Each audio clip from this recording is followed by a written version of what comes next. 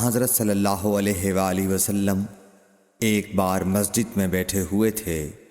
اتنے میں ایک شخص اونٹ پر سوار ہو کر آیا اور اونٹ کو مسجد میں بٹھا کر باندھ دیا۔ پھر پوچھنے لگا، بھائیو تم لوگوں میں محمد کون سے ہیں؟ حضرت صلی اللہ علیہ وسلم اس وقت لوگوں میں تکیہ لگائے بیٹھے ہوئے تھے۔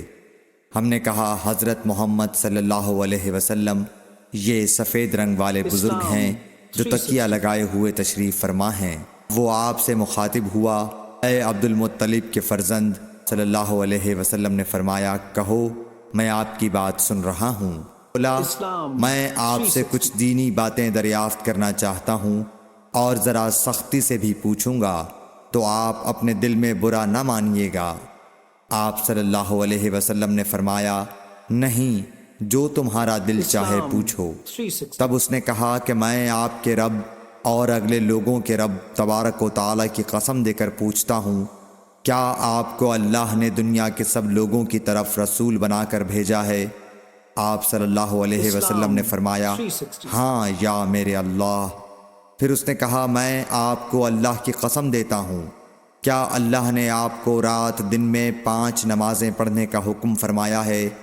آپ صلی اللہ علیہ وسلم نے فرمایا، ہاں یا میرے اللہ۔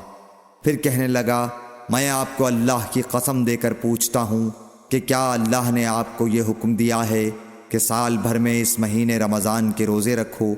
آپ صلی اللہ علیہ وسلم نے فرمایا، ہاں یا میرے اللہ۔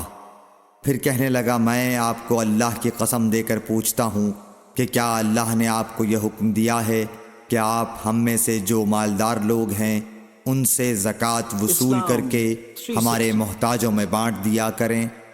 حضرت صلی اللہ علیہ وسلم نے فرمایا، ہاں یا میرے اللہ۔ تب وہ شخص کہنے لگا، جو حکم آپ اللہ کے پاس سے لائے ہیں میں ان پر ایمان لایا، اور میں اپنی قوم کے لوگوں کا جو یہاں نہیں آئے ہیں بھیجا ہوا تحقیق حال کے لیے آیا ہوں۔ صحیح بخاری حدیث نمبر 63۔